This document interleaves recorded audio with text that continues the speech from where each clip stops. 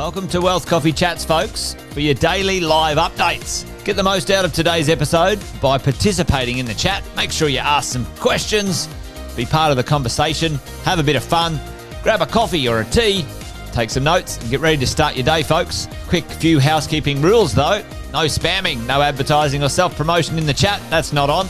Be kind and respectful to everyone when participating. And most of all, have a good time. Real estate investing can be your biggest asset. It also can be your most expensive asset when it comes to getting it right or getting it wrong, folks. It can be time-consuming, stressful, and that's why here at Positive, we have what's called a 6-star team, a full-service team that provides integrated wealth and property investing solutions and services simply designed to help you progress towards your goal of passive income through your property portfolio, folks. Make sure you check out our other podcasts on the Positive Mentor Network. Not only is there Wealth Coffee Chats, there's the Urban Property Investor. Drops every Wednesday with straight talking investing strategies and lessons with Sam Saggers. Property Investor Tales. This is where our clients, you guys, share real life stories from property investing, hosted by some of our advisors and strategists. And that's done every fortnight, dropping every Monday. Wealth, Wine and Wisdom, folks, that debriefs the week that was in the world of finance and property, hosted by yours truly, Jason Witten and Andy Fenton on Fridays. Hey, good morning, folks.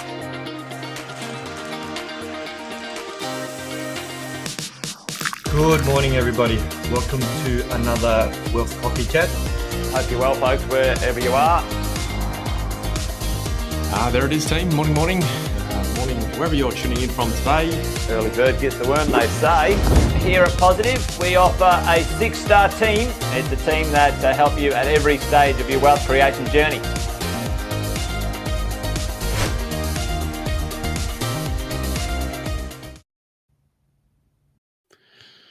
Good morning, all. Welcome back to another Wealth Coffee Chats. I'm Daniel MacPherson from the tax team. And today I'm talking about a tax topic that you would think is pretty straightforward, but it does have some quirks that you need to be aware of. And that topic is the main residence exemption. Now, some of you will call it your principal place of residence. It's the same thing.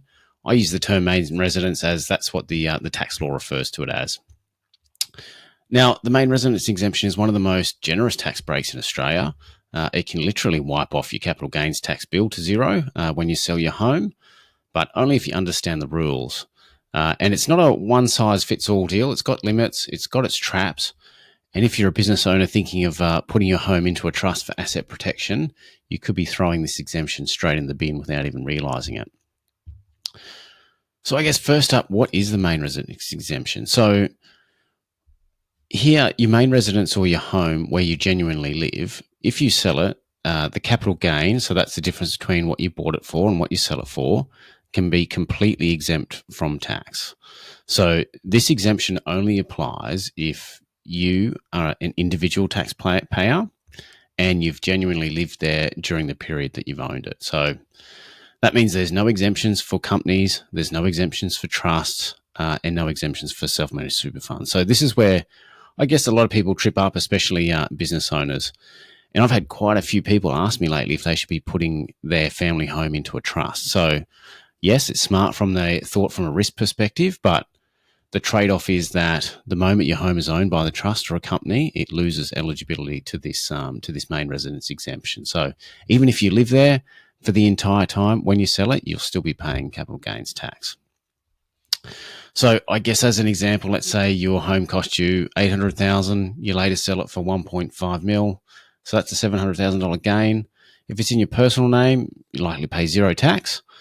If it's in a trust or a company, so you could be paying tax on that $700K, which could potentially be anything from 160 to over 200K. So a pretty significant difference. And I guess the big question is, what's more important to you, asset protection or keeping the exemption? So no right answer, but you do need to make the choice consciously. Now, business owners normally have more at stake here than employees because of the risk exposure. So if your business gets sued or goes under, your personal assets could potentially be on the line, and this can putting your home in a trust can protect it, but at the cost of losing the main residence exemption. And on the flip side, keeping it in your own name preserves that tax benefit, but you do have to accept the risk that comes with it. Now, I guess as an example, I've had a couple of clients, a builder who kept the home in his own name because the capital gain was likely to be significant and they were going to hold it for a long period of time. He had solid insurance, debt was low, and the risk was fairly manageable. And then on the other hand, I had a client who was in the construction industry as well, had multiple disputes going on, legal issues over the years. So for him, the risk was kind of too high, and he moved the home into a trust. So he lost the exemption, but really for him, keeping the home safe from creditors was worth more than the tax saving. Now, can you have it both ways? So trying to achieve a middle ground. So one common approach, I guess, is for couples particularly, is to put the home solely in the name of the lower risk spouse. So if one partner runs a business and is exposed to the risk and the other works in a role with minimal exposure, you might have the title in just the lower risk spouse name. So that way the home's not directly in the name of the high risk person, but you can still keep the main residence exemption because it's in an individual name. Now, another thing I'm seeing and being asked a lot is turning your main residence into an investment property. Now, there's a few things to unpack here. First, what happens from a capital gains tax perspective? And second is it beneficial from an ongoing tax perspective as well? So, important point to make is the day your property first earns rental income is a really critical tax date. So, from that point, your capital gain is split between exempt and taxable periods. So you do need to get a market valuation on that day. So that value sets kind of like your line in the sand for any future capital gains tax calculations. And if you don't have one, and it's up to the ATO to estimate for you, you can sure bet that it's probably not going to be in your best interest. They're not going to round up in that scenario. So an example would be if you bought a property for $600K, lived there for 5 years, then you rent it out when it's worth $900,000, and you sell it later for 1.2. So without a valuation, the ATO might tax you on the full 600 gain instead of just the 300 after increasing it after renting. So the valuation can really, really save you tens of thousands of dollars. So definitely make sure you get a valuation if you're looking to turn your home into an investment property. Okay, so then the next thing is the 6-year rule. Most people have heard about it but don't really understand what it is. And this is kind of where things get a little bit interesting. So if you move out of your home and rent it out, you can still treat it as your main residence for CGT purposes for up to 6 years. So that means if you sell it within that window, the gain can still be completely exempt, but only if you haven't nominated another property as your main residence during that period. Now, during that period, if you move back in, that 6-year clock resets as well. So you can have another period of up to 6 years where you move out and still treat it as your main residence. And if you leave it vacant or don't earn any income, you can also keep this exemption indefinitely as well.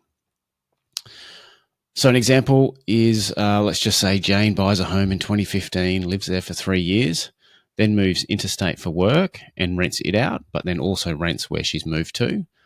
Sells it in 2022, so that's 7 years total with 4 years of renting. Because she sold it within that 6 years, she pays zero capital gains tax. Now, same facts, but if Jane were to rent that out for 8 years before selling, we now have 2 of those years fall outside the 6-year window. She now has capital gains tax to pay on a proportion of that gain. So the proportion of the gain is calculated on the 2 years out of the 8. So it's not all that bad, as the cost base did reset when Jane first rented it out to whatever the market value was at that date. So really, really important to kind of get that valuation when you first rent it out, rather than trying to do it historically, because that can be a bit more difficult than what it sounds like. So the key is dates really matter. Keep your records for when you move in and out and have that timeline. Okay, so the other issue to consider when treating your home as a rental is interest deductibility. So this is a bit of a trap. And I guess most people pay down their home loan first because it's non-deductible. It's a great financial move and it's the right thing to do. But when you later turn that home into an investment, the deductible interest is only on the loan balance at that time.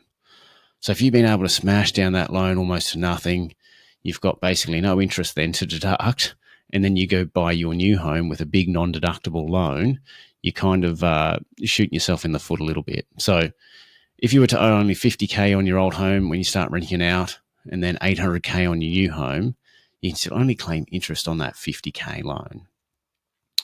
So I guess this is where it comes to having a bit of a plan in place and a strategy on what you're going to do. I know things move around all the time, but it's kind of trying to look ahead and keep in mind that potentially later on, if you're going to treat the house that you're living in now as a rental later on, maybe it's best to keep that loan a bit higher in the longer term as well. So debt structuring and having a strategy really, really matters.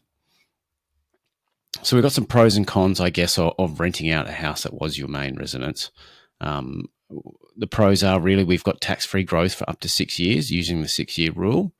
We're avoiding the sale and repurchase costs, so things like stamp duty and agents' fees. And it also keeps a foothold in potentially in a growth market if it's something that's going to continue to go up. Now, a few of the cons are that only one property can get the exemption at a time. So if you are buying a new main residence, you kind of have to choose which one's going to be the main residence for the exemption. There can be, because you're going to have significant non-deductible interest, a cash flow risk that you need to take into account. Now, the loan interest deductibility is a big thing, so that really needs to be taken into account as well. And there's no exemption if it's owned by a trust or a company. Now, the other trap, I guess, to keep in mind is moving in with the intent to rent. So if you buy a place and live there for only a short time and then rent it out, the ATO can deny the exemption if they think you never genuinely intended it to be your main residence. So they do look at things like, did you actually live there? Was your mail sent there? Did you change your license address, the electoral roll, etc.? So if it's just a box ticking exercise, it can be a bit risky. And the other trap is too, if you live in the property before first renting it out, you generally then can't claim the capital allowance deductions on things like your appliances, furnishings, air conditionings, hot water systems, because they're now considered secondhand. So you can only claim those depreciation deductions on new property.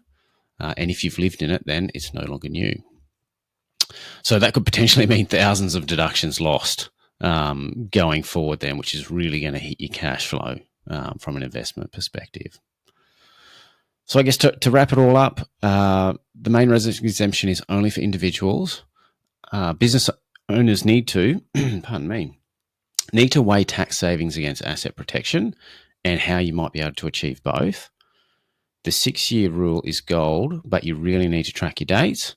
Make sure you get that valuation on the day that you first rent the property out. Make sure you structure your loans with future strategy in mind, as best as possible, because I know things change all the time. And only one property gets the main residence exemption at a time. There's no crossover period. So used right, it can save you literally 6-figure tax bill, and used wrong, it can cost you the same as well. So before you move out, rent, restructure, or transfer ownership, make sure you get advice, because once the decision is made, undoing it is either impossible or is going to cost you a fortune. Awesome. Thanks, everyone. That's it from me today. Enjoy the rest of your week, and it's bye for now. Thanks for watching another episode of Wealth Coffee Chat, folks. Make sure you like, subscribe, and turn on your notifications so you never miss a thing when we go live.